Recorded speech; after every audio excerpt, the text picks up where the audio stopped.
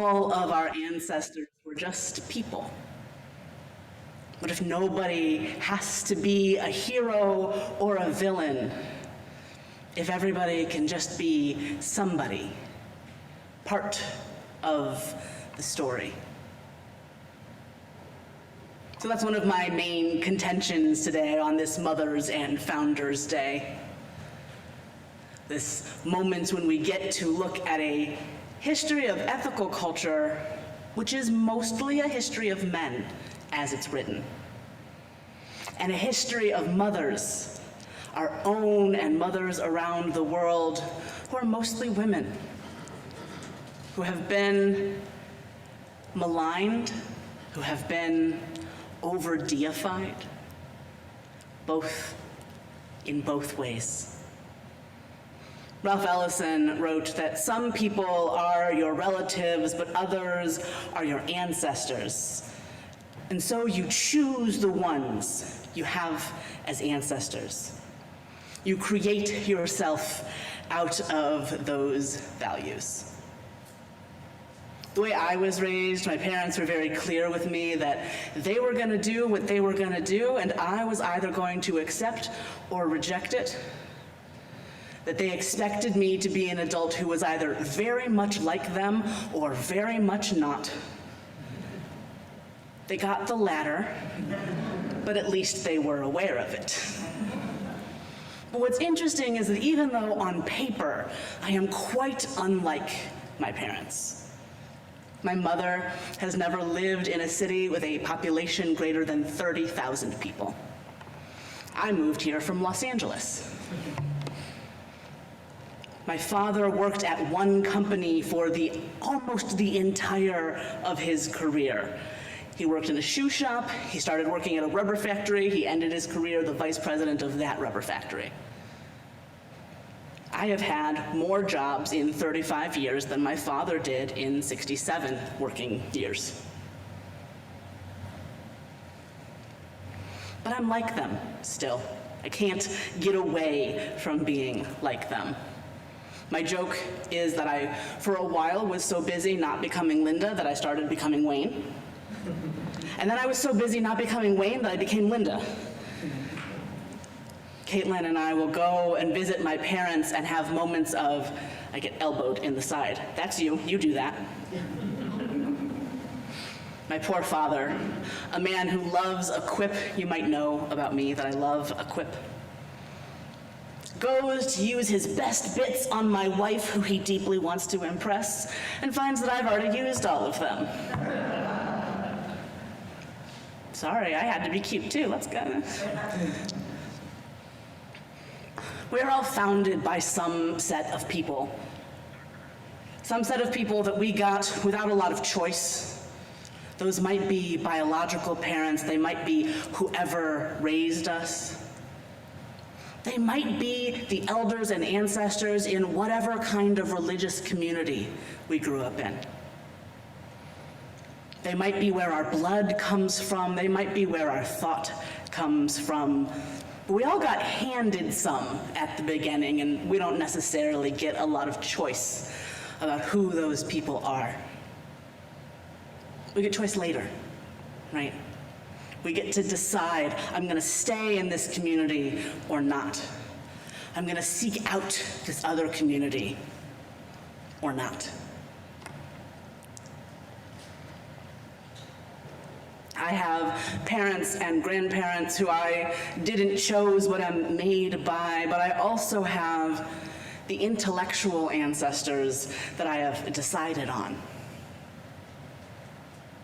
I have the influences I picked along the way, and here's the problem, they're all disappointing too.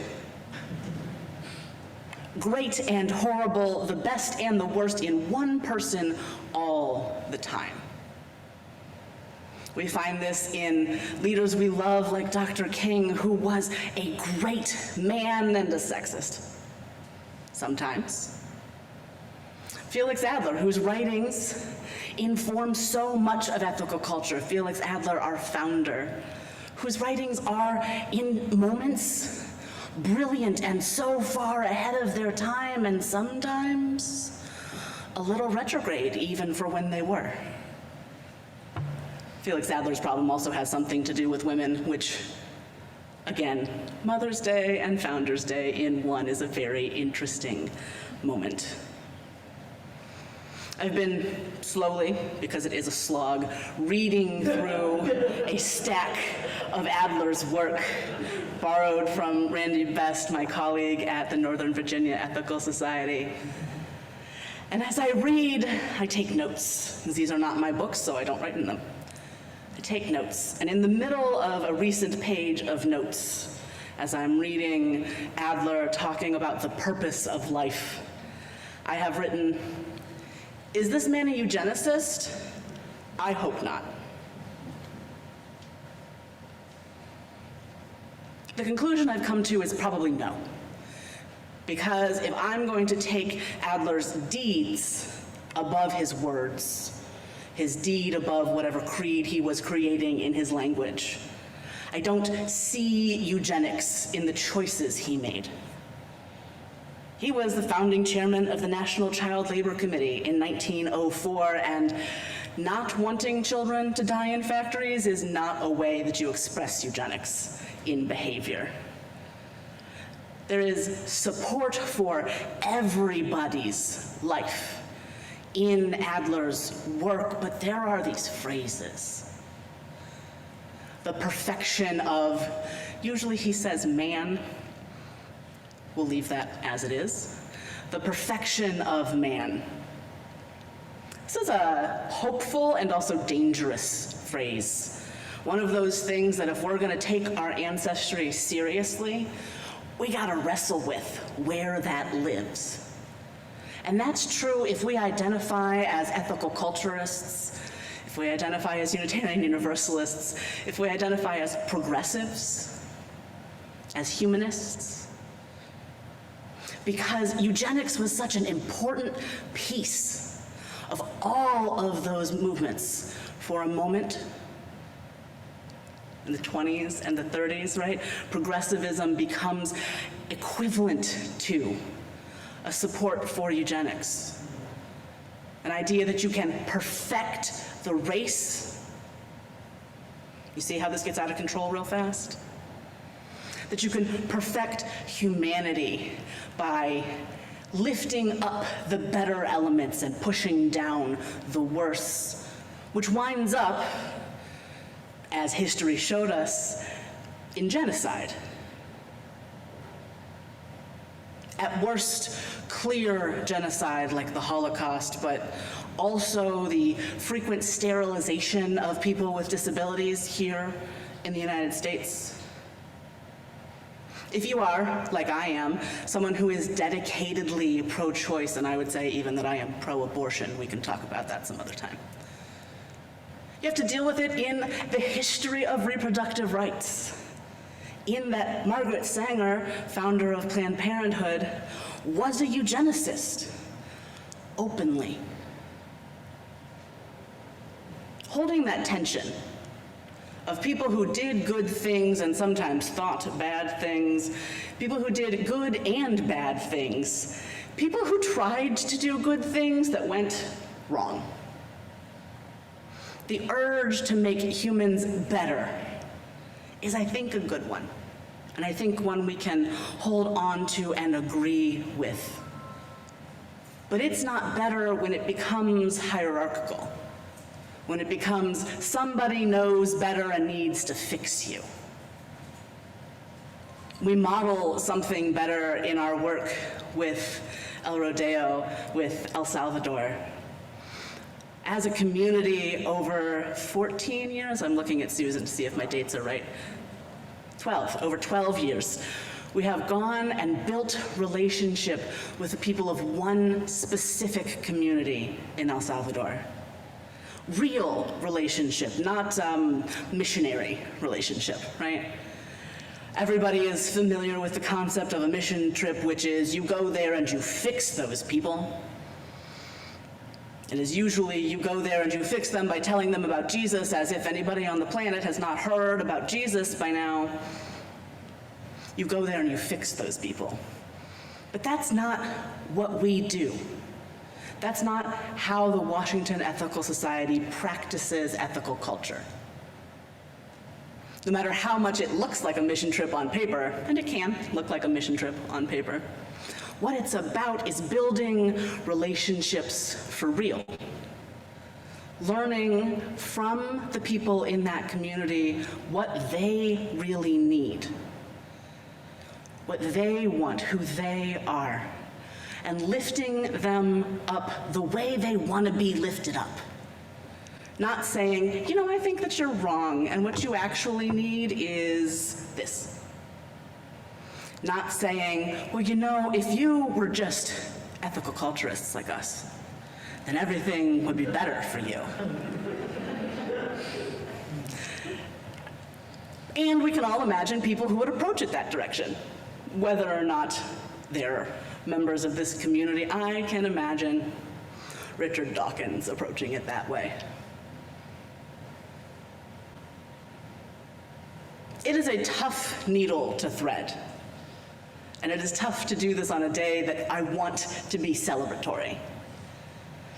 But the fact is, if we're going to honor who our ancestors were, our mothers, our founders, our every single person, the ones we were handed and didn't get a lot of choice in, and the ones we picked, if we're going to honor them for real, we got to see them as people.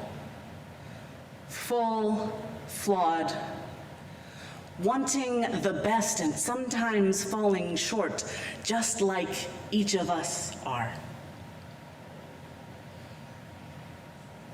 Ed Erickson, who was leader here at Wes from 1959 to 1971, wrote a book called The Humanist Way and describes the belief and activities of ethical culture societies as such.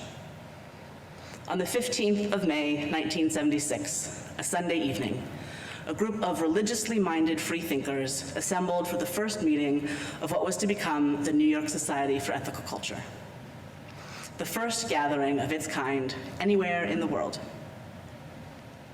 What Einstein identified later on the 75th anniversary of this event as, quote, a purely ethical conception of the religious life, was the inspired thought that moved the original little band in New York City to create ethical culture. They could, of course, have organized their new society on a purely secular basis. Scientific rationalism and skepticism were in flower then, and the more iconoclastic spirits of the time were asking, why be religious in any sense? What use is it? But the organizers of the fledgling ethical movement understood the strength of religious idealism as a creative force in human life. What they still had to demonstrate was the possibility of constructing a religious society on the sole foundation of an ethical conception of faith. The new society would be inclusive in its membership. It would be neither Jewish nor Christian. Felix Adler's goal was to establish spiritual community on the common ground of a shared concern for the quality of human relationships. A new people building a new civilization required a moral faith larger and more inclusive than the traditional creeds could accommodate.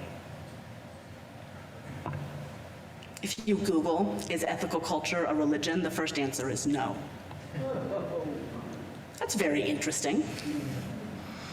Also, every Sunday morning when I set my GPS to come here, it says that we're closed. Because Google doesn't understand that religion doesn't mean Christian. And if you are a religious organization that is open on Sunday morning, they put a little cross on your logo. And enough of our membership does not like that it gets edited back to that we're not a religion, and then they believe that we're not open on Sunday morning. It is hard, realistically, to live into this conception of something religious that is outside the boundaries of what is established. And we've been doing this for a long time. Been doing ethical culture for a long time, but the world still doesn't quite get that you can do this. Religion and religious language are also contentious here, I know. This holy word that's up here, not everybody's favorite. That's okay, actually. One of the things that we can do is do things together that aren't always our individual favorite things. And I wonder what it would look like to take seriously that Felix Adler meant to create a religion. To think a little more about what religious means for us and how we communicate that to other people. For me, religion isn't about a list of things you have to believe or a group of people who believe all the things you believe. It's about a practice of being together, of sharing some commitments, believing that the world can be something different than it is right now, and practicing it with the people who show up to practice with. For me, religious practice, the reason I want to do it in a group rather than by myself, though there are by myself things that feed my grounding. The reason for religious organizations, or disorganized religion, as I often describe Unitarian Universalism and now ethical culture. The reason for it is a practice space. Is somewhere to go, to learn and think together, but also to practice treating each other differently, to practice sharing what we have better, to practice lifting each other up without patronizing each other, without paternalism, without the idea that one of us knows better than everybody else. I don't think that leadership is about telling you what to do. I don't think that my job is about telling you how to be you. I'm the one who talks because I said, hey, I'll do it, and you said yes. That's ultimately how this happened. My job, as I see it, and my job as I think Felix Adler might have seen it in this day, is to help you remember who you are. Is to help you remember that you can be better than your worst impulses. That when you fall short, you are still beloved, that you still matter. To help you remember that everybody else is as somebody as you, in all the best and worst ways. What religion is, what holy is, for me, in our context, is the opportunity to see each other for real. To disagree in a way where we can see each other's good intentions behind places where our conclusions aren't lining up. To help each other be as alive as possible. I think when we do religion well, we get to feel alive and ourselves and together in a way that I've found nothing else can do. I want us to think today on this Founders Day about how complicated absolutely everybody is, and about how we can talk about the complicated, imperfect thing we love enough to get out of bed on Sunday morning for. To tell people, hey, I go somewhere and we do religion, but not like that. I spend a lot of time, sidebar, saying, I'm a minister, but not like that. My mother exclusively calls this place the Not Church. The other day we were on the phone and she said, well, what's your sermon for Sunday about? Do they call them sermons? What do they call them? At the Knot Church? Platforms, I said. At the Knot Church, we call them platforms. Okay, what's your platform about for Sunday? And it's easy enough, right? You can say, I go to a place that is like a Sunday morning service. We do something different. I go to a place that is my religious community. I go to a society. You can say it however you want to say it, but translate a little bit, because people don't know what you're talking about. It is worth it to hold our heroes lightly and ourselves equally lightly. It is worth it to share the things we have without needing them to be perfect before we've shared them. So that is my hope for all of us on this Founders and Mother's Day, while we figure out some greater accessibility along the way. We are in progress. We are in process. We are becoming something that our ancestors dreamed about. And also probably something they had nightmares about. And that's the world, and that's life. And here we are in it.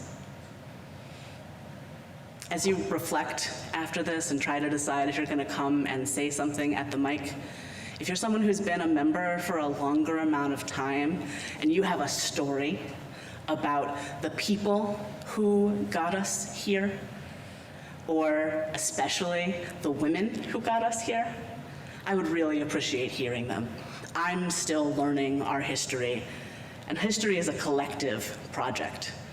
You will always know things that I don't know, so please share them with all of us, but with me in particular today. Thank you.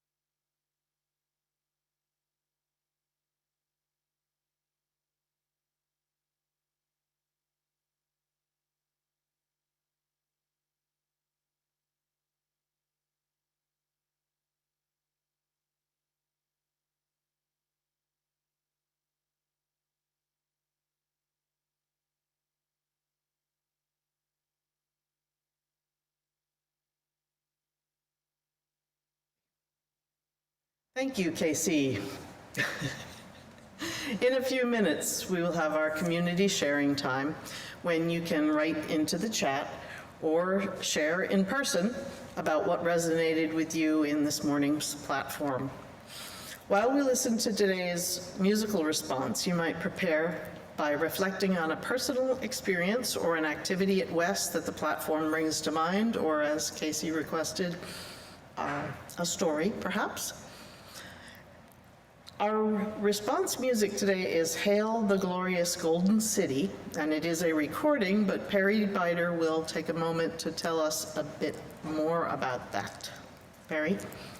Thank you, Judy. So you may have noticed that we are a smaller chorus today. There are only 7 chairs along the wall there. In particular, our entire alto section is either on the injured list or traveling or hosting out-of-town family today. But it didn't seem like it would be Founders Day without Felix Adler's words in 4-part harmony. So we recorded Hail the Glorious Golden City on Wednesday at our rehearsal.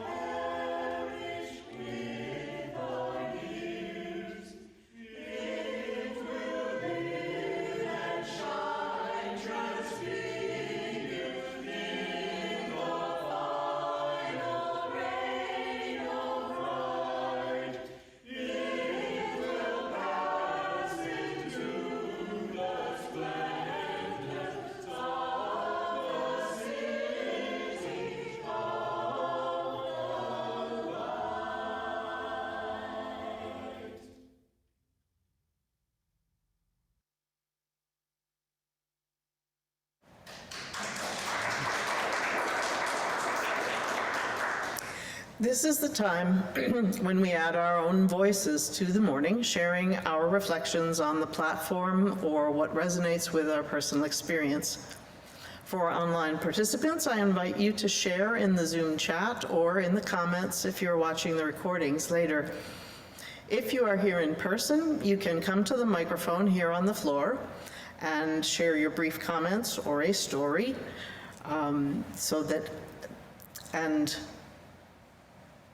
well, you know, this sentence doesn't make that much sense anymore because Casey invited us to share a story. Anyway, so please, let's start by checking to see, what's online participants may have had an opportunity to write. And let's see here, 1 second. Jeff Mehall, joining from afar. Great sermon, platform, Casey, on the subject of women at WES. In 1997, a career reversal required that I leave the DC area to stay with my mom, who was then living outside of Pensacola, Florida. I was morose and deeply missing the WES community when one day I received a postcard, remember those? From Mary Herman, which simply read, Please come back, Jeff. You are so missed. I knew then that I had to return. Okay. I'm sure that folks will have more to say, but let us move to commenters in the hall. Please, if you are going to speak, begin by saying your name and if you'd like to share your pronouns. And you can take your mask off to speak into the mic. I see that we have a couple folks.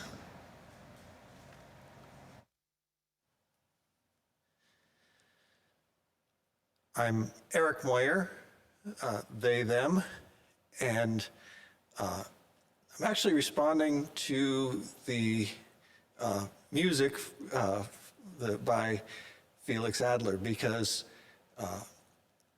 in a previous time I was part of a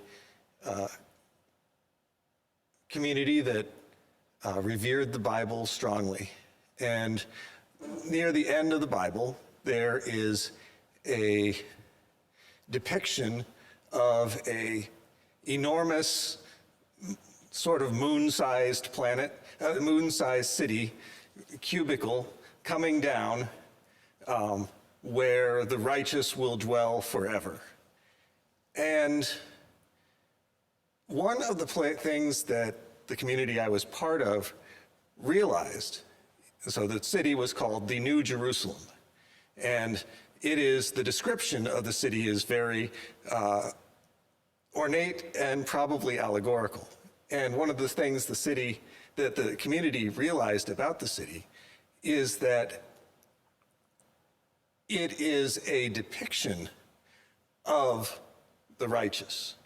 We are, in that song, we are the glorious city.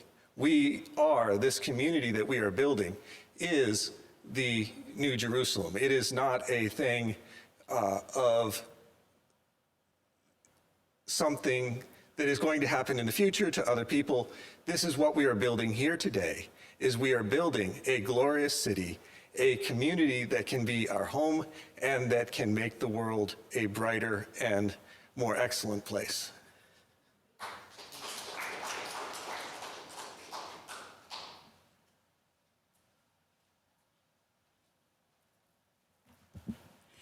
Good morning, I'm Karen. I use hers pronouns. And in response maybe a little bit to this question about eugenics, which I think is really an important thing for us indeed to wrestle with, is a phrase that Don Montagna, who was a longtime leader here, used to say, which also I think ties into some of the ideals of ethical culture and this idea of like uplift, if you will, and it is that I love you just the way you are and too much to let you stay that way. And I think that really gets at that, both that the inherent worth and dignity of every human being, and that we are all worthy and wonderful human beings, and that we all have the potential to grow into a greater sense of self and a larger influence in the world. And so I think that's a way that I like to think about what that means to improve as human beings without perhaps being eugenicist.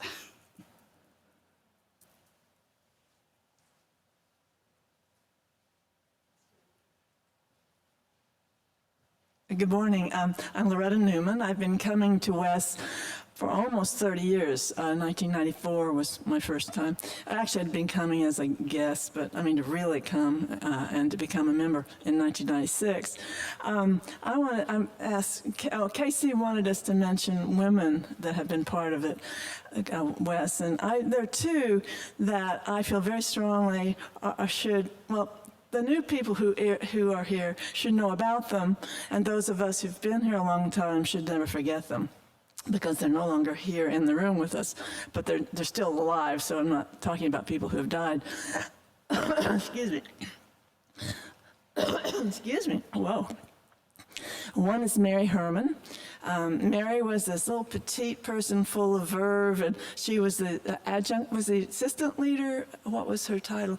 Anyway, a community leader. She was amazing. And I remember one time when she talked, she gave, and like Casey, she had a good sense of humor. And I remember one time she gave a talk about community and this community. And what she did, she got up, she said, it's like, you know, that old song, you have 1 foot in and 1 foot out, and then she would shake it all out. And she did this little dance around the stage. And it really, yes, of course, we're in and we're out and we're here. That was Mary. And she now lives in Amherst, Massachusetts. The other is Lynn Wayman, and Lynn used to teach one of the classes, many classes, but the one that I remember the most and learned a lot from was one about relationships, and in that one, she but also talked about ourselves. We can't have a good relationship without having good feelings about ourselves.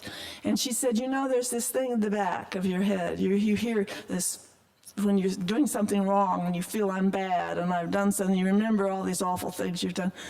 She said, don't think of it that way. Don't think of it as a critic. Think of it as a coach. Think of it as somebody helping you to do better, and think of it as a positive way. Don't get depressed by it. Use it as you would use a coach. And I still to this day do that, and I thank Lynn for that forever. Thank you.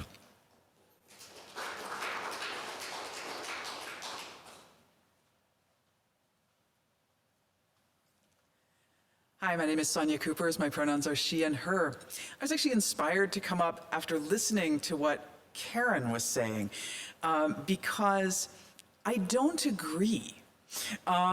So I do not agree that it is appropriate to want other people to be better than they are. I believe that we should choose in our relationships and in our community people and places that inspire us to be better than we are.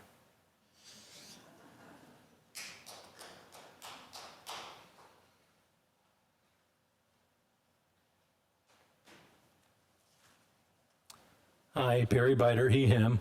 The main reason that I wanted to come up here is just so I could take off my mask and show my reaction to this platform.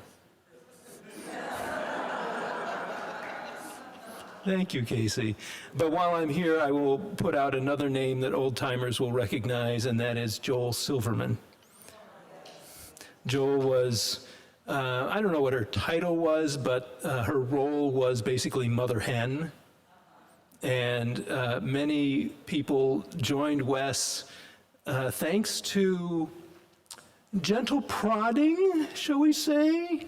I don't think she went so far as to actual twist anybody's arm, but Joel was a very welcoming presence who not only helped get people in the door and on the membership rolls, but connected with the activities and the programs and finding ways for them to really get involved and to contribute to the life of the community.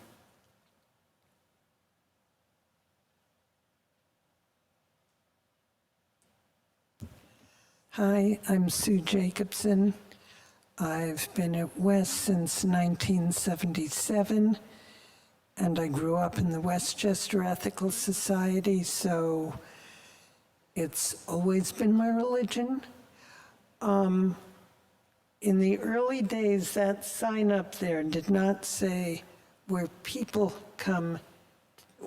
meet to seek the highest. It said the place where men meet to seek the highest is holy ground. And I don't remember exactly when. I think probably in the 1980s that was changed. And that wasn't just true at West, that's at all ethical societies, that it did say men and it now says people. And West, and in Felix Adler's day, all the leaders, professional leaders of ethical societies were men.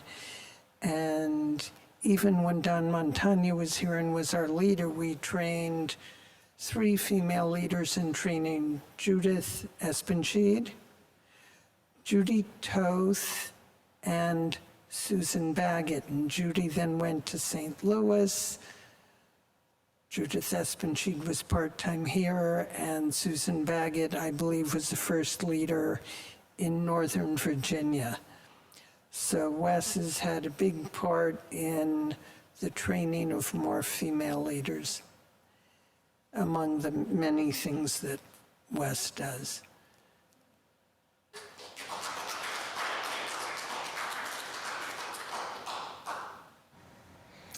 Okay, so thank you for those who have shared their comments here. There are some other things that have come in on Zoom.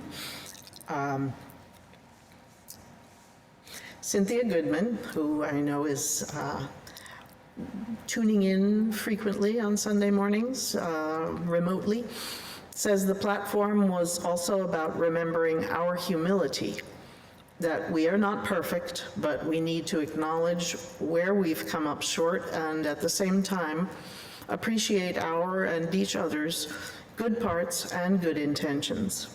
Yes, we are all really complicated.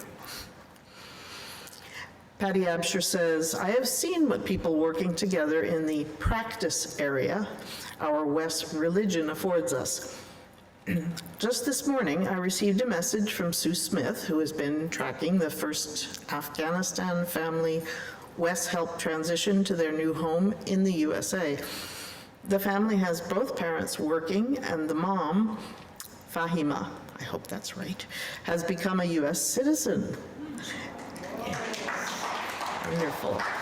Dad is about to follow suit, and the oldest child is going into the 9th grade. All right, we worked through many crises and shared our agreements and disagreements to make this success story. Yay! Very exciting. Paul Baker reiterates what Sue said about it's worth remembering that Wes also trained 2 female ethical leaders, Susan Baggett and Judy Toth, and Judith Espenshede was involved, and Mary Herman.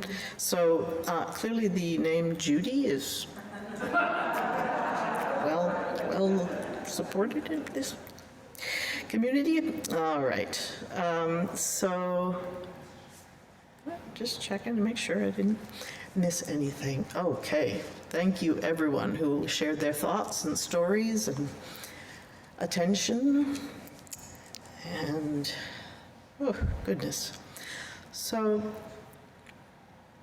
just as we share our perspectives in this community, so too do we share our resources and gifts. Here at Wes, we split all undesignated gifts in the Sunday collection between our operating budget and a fund dedicated to justice and compassion. This month, we're doing something a little different, sharing not with an organization, but with our dear friend and community member, Balthazar Ayala. As many of you know, Balthazar and his family have provided custodial services to Wes for more than 35 years, and he recently suffered a big financial hit with the theft of his truck and tools and other items. An appeal for direct support to Balthazar was sent out a couple of weeks ago, and you're welcome to contribute to that or to today's collection to be shared between him and Wes's operating budget. So let us all take a moment to prepare to respond to the invitation to generosity as we're able. To donate online through the Simple Give system, text an amount to 202-335-1885 or go to tiny.cc/wesgives or click on Give on our website at ethicalsociety.org. To donate in person today, just place cash or check in the basket at the back of the hall on your way out, and you can always send a check by mail. Yes, we do still accept those. Thank you all for your generosity, and now we will receive your gifts and the gift of more live music.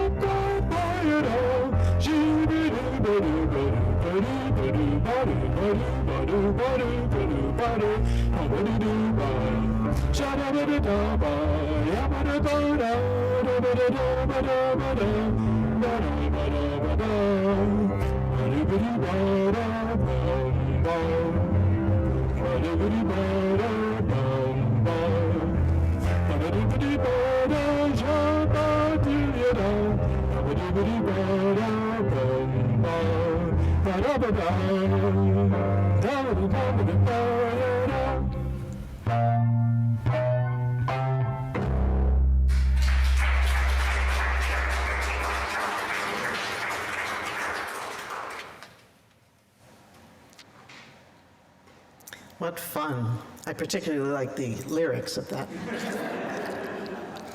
It is delightful.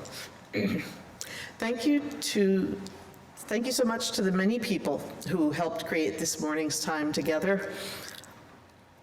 Excuse me, Senior Leader Casey Slack, staff members Endara Miles, Robin Kravitz, Tamana Barangi, Maceo Thomas, and Leah Morris. Today's guest musicians, the West Chorus, and friends. Our platform production team, including the tech team members, slide artists, Zoom chat usher, and in-person greeters, whose names you'll see on the closing credits slide. At the conclusion of the platform, please join us for social hour, either here or via Zoom. First, though, I want to mention a few things upcoming in the life of our community. The West Memorial Day camping trip is back. Yay. The dates are May 26th through 29th. You can come for one night or more, or even just stay for the day. And the fun takes place less than an hour from West at Cedarville State Forest in Brandywine, Maryland. Check the West website or contact, I don't see Abby here this morning, but Abby Dakin, who is a good contact. This afternoon, the virtual meeting of the Biology Reading Group is at 1 p.m., and the virtual meeting of the Earth Ethics Action Team is at 1:30. And that is it for my announcements. As always, you can find information about opportunities to connect in the weekly news and notes email and on the calendar page of WES's website, ethicalsociety.org. When you read your news and notes email, take a look at the very bottom of the message to see if there's words, something like message clipped, click here to view entire message. On some devices and some browsers, part of the message may not be being displayed, so check to make sure that you haven't missed any of the information shared in those weekly emails. All kinds of good stuff. Thank you all for being part of Platform today, whether in person, via Zoom, or watching later. I now invite you to join in singing our Song of the Month, led virtually by Leah. Good morning, Wes. This Song of the Month was written by Melanie Demore. And the refrain we'll sing first, and then we'll bring in the verses and build it up together. Say yes, say all right, say yes, all right, say yes. Say yes, say all right, say yes, all right, say yes.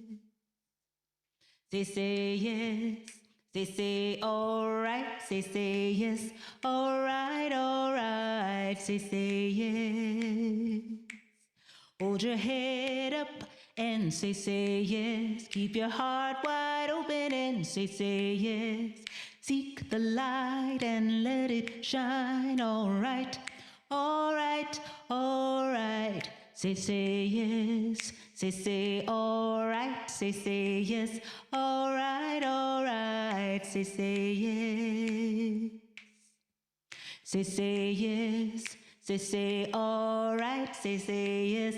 All right. Say yes. Keep your mind straight and say yes. Don't you hesitate and say yes. Hold the line, we're right on time. All right, all right, all right. Say yes. Say all right. Say yes. All right. Say yes. Say yes. Say all right. Say yes. All right. Say yes. Say yes. Say all right. Say yes. All right. Say yes. Say yes. Say all right. Say yes. All right. Say yes. Say yes. Say yes. Say.